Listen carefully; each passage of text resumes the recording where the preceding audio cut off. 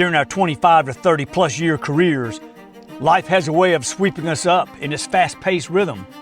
Each day we're surrounded by a whirlwind of activities. Be here, go there, handle this. Many having talented people to help them manage it all as people clamor for your attention, your experience, your input. The demands are constant, the pace relentless. But hey, this is our life's work. It's provided us with a schedule, with friendships, meaningfulness, and purpose.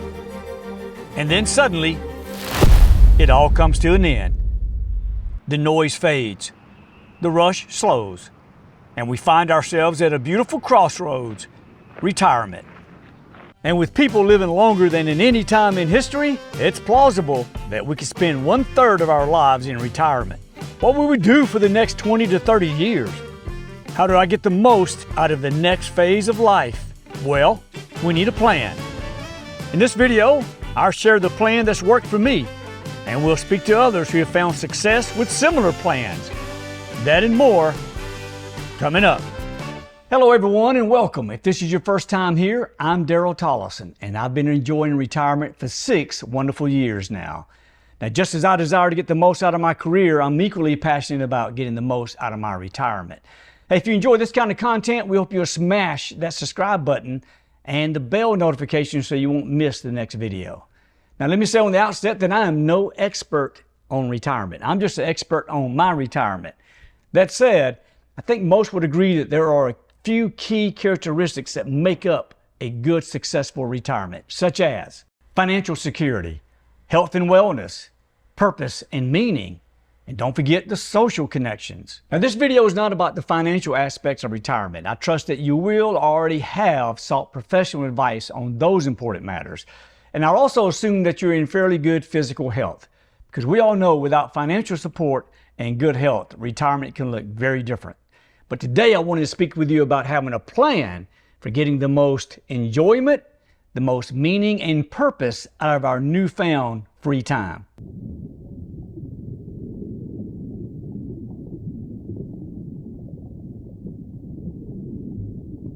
Hey, let's face it, retirement can be a little jarring with its many changes.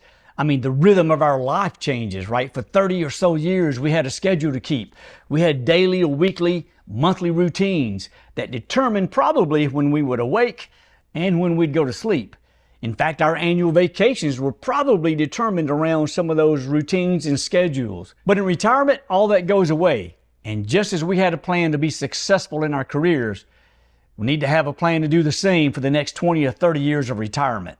And regardless if that's a little bit down the road for you or if you've already retired, I would encourage you to check out some of the good books on the subject matter. And even though I'm still loving my retirement, I still continue to read up on this phase of my life, and I'm always open to refining my plan. In fact, my retirement plan started with what S.C. Francis referenced in his book called The Ultimate Book of Fun Things to Do in Retirement, where he mentions the Fantastic Five. In short, he says, give thought to things that bring you fulfillment, bring you purpose, make you happy, keeps you involved, and keeps you balanced. Allow me to share a few key points of my plan. Keep in mind, yours will look different. In fact, your retirement will look different. The first step of my plan was to determine what was important to me, to sort out those trivial, meaningless time wasters for purposeful, meaningful activities. So I gave tremendous consideration to things that I really love doing, things that really got me excited. And I actually considered what were those things that I always felt like I didn't have enough time to do due to my work constraints in my career. And for me, those were RVing and motorcycling. Hey, look, for 30 years, I'd seen some of the most terrible things the country had to offer. For the next 30 years, I wanted to see the most beautiful things this country had to offer. And to see those things, I needed to travel. And I wanted to do that in an RV. 6 months before my retirement date, Clay and I ordered our first RV, a Tiffin open road motorhome. We even got a chance to visit the Red Bay, Alabama plant and watch it be built. 2 weeks after I retired, the RV arrived. And 3 weeks after that, we hit the road on our first adventure. Our plan was becoming a reality. My excitement could hardly be contained. 6 years later, I remained passionate about my plan as we continued traveling in a Tiffin motorhome. And the places that I only dreamed about seeing, are now part of my life's journey, and that journey continues.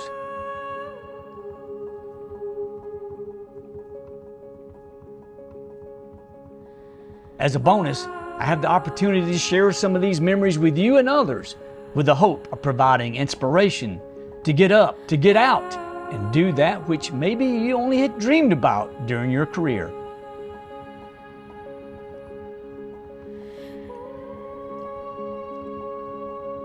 Step 2 of my plan was to make sure I included health and wellness. Not having a schedule and no routine can be detrimental to our health. And I've seen it happen to friends who, after retirement, sat around while their health declined. I heard it said once that if you stay in your pajamas, you will die.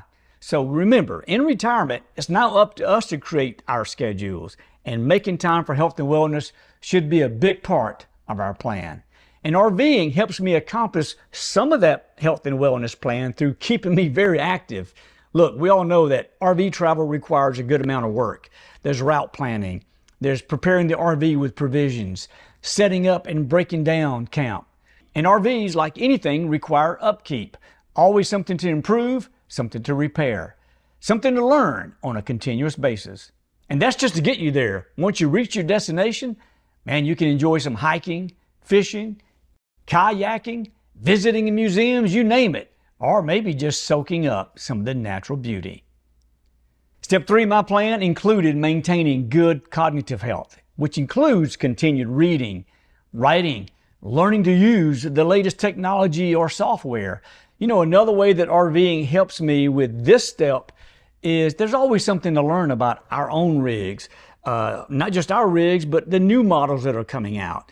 It really is a good avenue to exercise our cognitive skills and remain sharp. Step 4 of my plan was to maintain a good social life. After retiring, we lose many of those work relationships that we engaged in on a daily basis.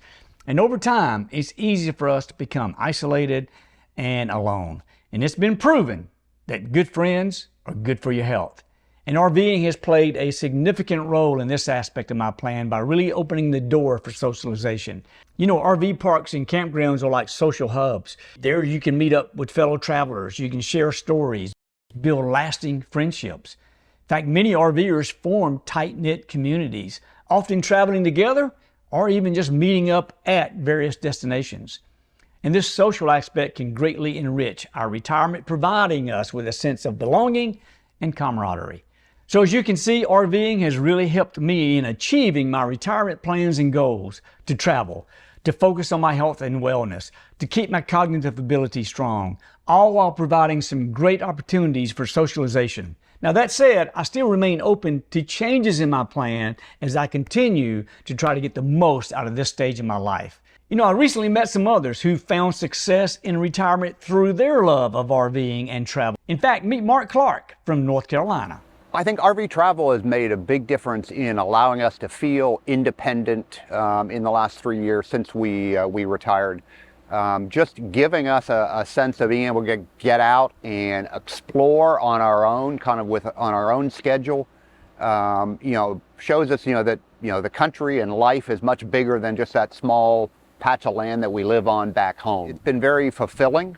It's been good for our relationship as a married couple, because we get our time together, and I think it gets us out into God's great creation, from beaches to mountains to waterfalls. It's just brought a whole new perspective to our retirement. RVing has been so good for our social life since we retired. We have met so many new people, so many like-minded people, and people with different minds since we've been doing this over the last 3 years. Penny and Ken Burton of Florida. Seeing America and seeing the United States and going to all the national parks, and we love nature. And it has just been so uplifting to see each state one by one and what they have to offer. And there is always activities going on. We have pickleball, we have bingo, we have every game you can think of. We play cards, we have bike trips that we take. It's just constant. There's something to do. Our daughter-in-law made a comment one day, like, what do you do all day in an RV? And we said, we're not in the RV all day. We are out. We are having so much fun. We're meeting so many new people, and we've made so many new friends. even at the rallies. We go to the rallies, and just this week, the amount of people and friends that we have made since we got here has been amazing. It's brought purpose to me by seeing all the things I've seen in the history books over all the years in this country and how great this country is. When you go to Arlington National Cemetery, when you go to Niagara Falls, when you go to Arcadia Park, you get a little more respect for this country. It's enhanced our independence by when we travel, we have our house with us. We don't have to go from hotel to hotel to hotel. We have all our own stuff. We have our pets. We don't have to worry if the hotel takes pets. We have our vehicle. You know, it really is a liberating feeling, I guess you would call it. You know. Keith and Denise of Pennsylvania. One of my favorite sayings is, you don't quit things when you get old when you quit things. And this keeps you moving, it keeps you always searching for something. So, which I enjoy that part. Yeah, definitely. And you don't have to, if you're ready to get into this, you don't have to buy a big tiffin. You don't have to spend a couple $100,000.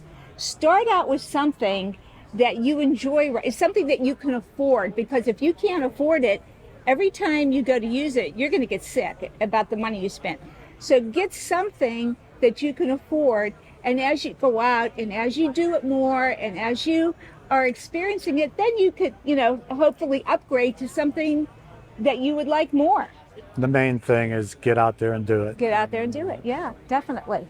I even met some folks who, because of the freedom RVing offers, have pushed off retirement. They love doing what they do, and they can still travel and see the country. People like Christopher Louise of Florida. What is retirement, and when does retirement happen? I don't need to think about necessarily retirement. And this lifestyle allows me to work from anywhere, but also to see the world while I'm still healthy enough, I'm young enough to enjoy it, and take my wife and our dogs and just be out, get off the couch, be able to experience things. And so I think you start to look at life a little bit differently if you're so blessed to be able to do so. If you can still work and you can work from anywhere, take the opportunity, and that's what we did. So we're traveling, we're not full-time, but we can use our RV and go where we want to and still be able to collect an income, still be productive members of society, but live our own life a little bit differently. We don't know, like I said, how many trips we're going to have around the sun. So we don't want to put things off. And now having an RV, we're able to get out, experience some things, experience life. But this is what that lifestyle affords us, is the ability to do what works for us. And yeah, there's something about taking your home with you and being able to park it somewhere. And then when you're off at 5 o'clock, it's like, let's go check out a brewery, a distillery, these great restaurants, the wonderful parks that we've been able to experience. I wouldn't be able to do that without an RV. Jim Norman of New Jersey. Work, as long as I have an internet signal, I can work pretty much from anywhere. Well, I can work from anywhere. Again, I can travel. I don't make stupid money. I make diesel fuel and campground fees. But if I were home and did not have the RV, most likely I would have a get up in the morning, have a cup of coffee, breakfast, get in the car, drive to a site, go to work, answer to a boss who's sitting there. It wouldn't be the same thing. Without the RVing and all, it would be full-time sitting at home doing this. And this way I can be anywhere I want to be and still do it. I can pull into a rest area for a meeting, sit in a rest area, have the meeting, start back up and head on down the road. If I were home trying to travel, I'm in the airplane. I can't do it there. There's just so many upsides to this over staying home. We're not static. We get up, we go places, we do things. And so we hosted a gathering of some of the people here who are also members of the Elks.